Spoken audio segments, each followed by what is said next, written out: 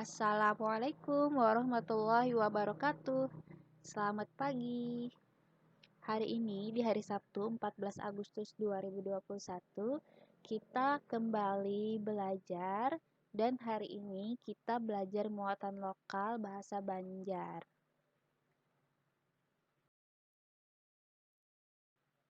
Sebelum belajar, mari kita berdoa sesuai agama masing-masing. Semoga diberikan pemahaman dalam mempelajari materi hari ini.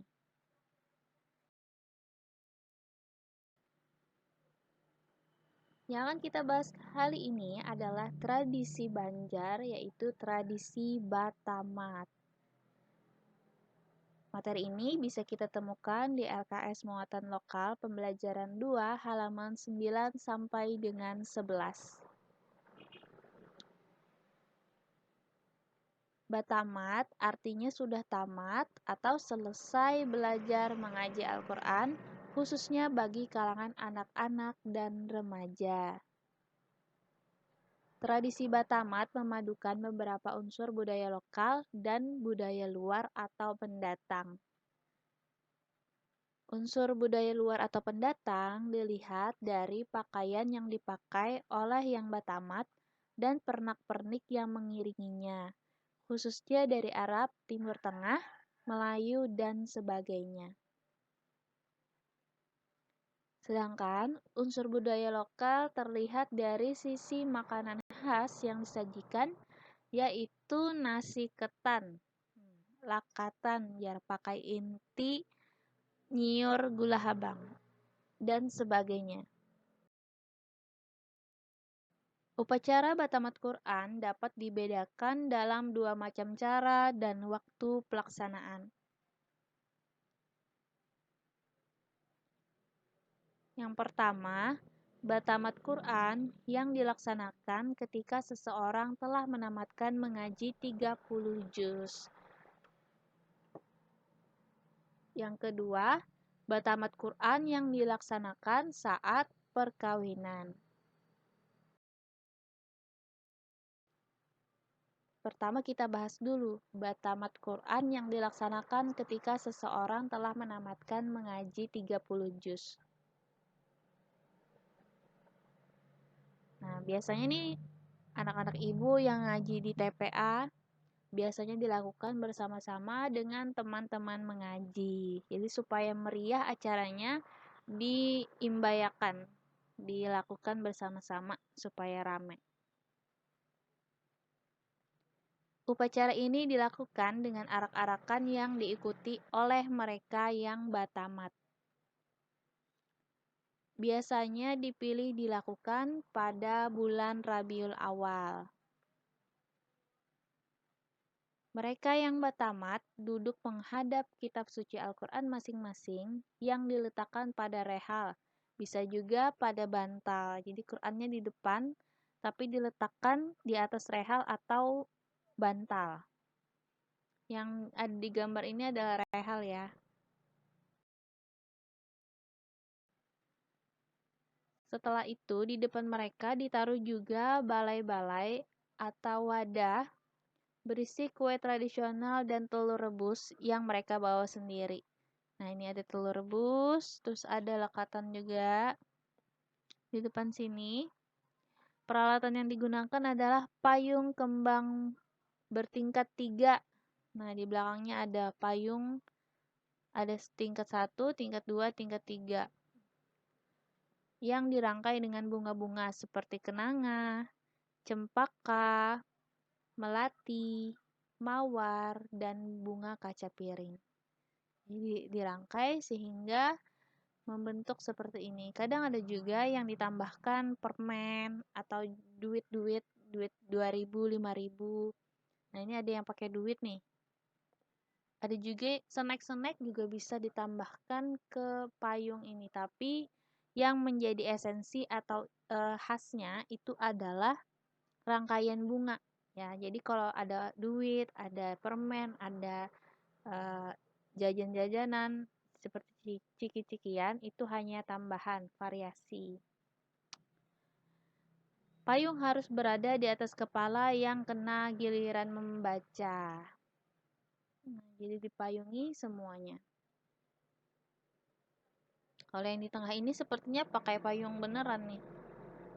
Bulat. Dalam Batamat ini dibaca 22 buah surah terakhir yang selalu dimulai dengan surah Ad-Duha sampai dengan surah An-Nas. Jika diikuti lebih dari satu orang, maka dibaca secara bergiliran sampai habis ayat yang ditentukan. Kalau Batamatnya sendiri, maka dari Ad-Duha sampai An-Nas itu dibaca sendiri.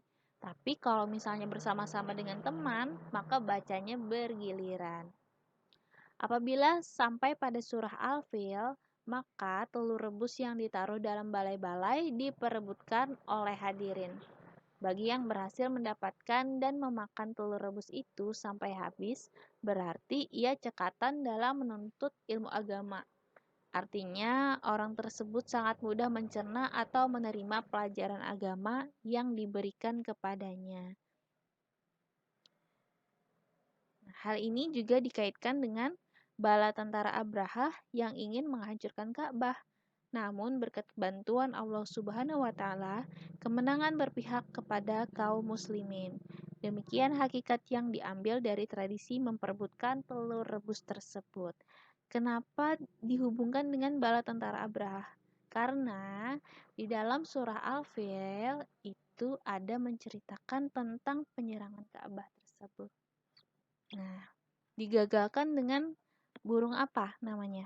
Burung ababil yang membawa kerikil-kerikil dari neraka.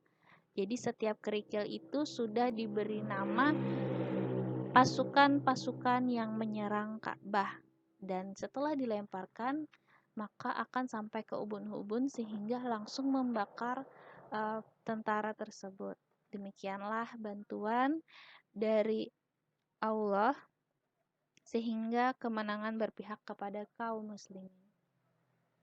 Dan Ka'bah tetap kokoh hingga hari ini.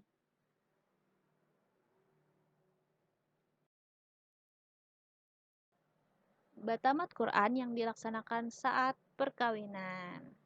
Batamat Quran dapat dilaksanakan pada siang hari dan malam hari.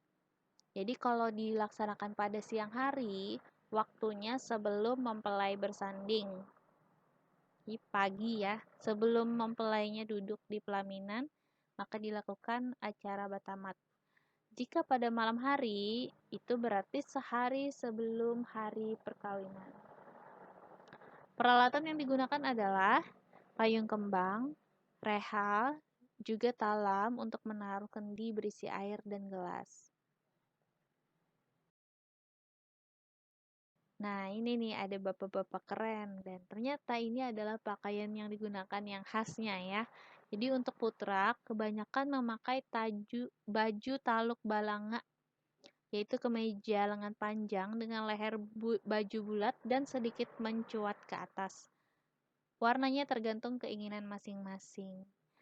Nah, jadi taluk balanga itu adalah nama lain dari baju koko yang kita kenal ya. Nah, bentuknya seperti baju koko. Kalau tidak memakai baju taluk balanga, maka memakai baju putih. Pasangannya adalah tapih kaling, yaitu sarung yang terbuat dari katun atau sutra dengan motif garis melintang dan membujur. Nah, kalau dilihat dari pengertian tapih kaling, mana yang merupakan tapih kaling? Yang ini ya, yang bapak berbaju ungu. Kalau yang baju berpink ini masih agak-agak bisa, karena ada motif-motif garisnya sedikit. Nah, kalau yang bapak baju hijau ini sudah variasi ya. Nah, jadi yang identik ini bapak yang baju ungu ini. Kupiah yang digunakan adalah kupiah beludru berwarna hitam. Sedangkan untuk pakaian yang digunakan untuk putri, memakai baju kurung basisit. Nah, ini yang kuning nih baju kurung basisit. Jadi, di lehernya dan juga tangannya itu disisit. Kalau benda yang ada di rumah mirip seperti guling. Jadi bisa disesuaikan dengan ukuran si pemakai. Nah, kalau belum menikah, maka sisitannya ini jangan di depan tapi di belakang. Jadi ada makna-makna tersendiri dari baju kurung basisit. Bawahannya menggunakan rok panjang, tutup kepala memakai kakamban. Bisa juga memakai pakaian haji. Nah, yang di bawah ini pakaian haji.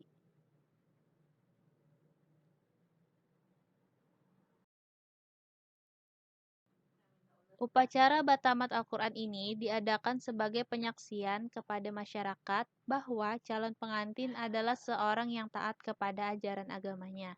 Dengan kebiasaan melaksanakan upacara Batamat Quran ini, sekaligus mengingatkan kepada para orang tua agar selalu memperhatikan dan menyuruh anaknya membaca Al-Quran. Terima kasih sudah menyimak video ini. Semoga apa yang disampaikan bisa dipahami dengan baik. Kalau ada pertanyaan, jangan sungkan untuk mengajukannya di grup ya. Terima kasih, selalu ingat jaga kesehatan karena di masa ini kita harus siap siaga dalam menghadapi pandemi COVID-19. Akhir kata, wassalamualaikum warahmatullahi wabarakatuh.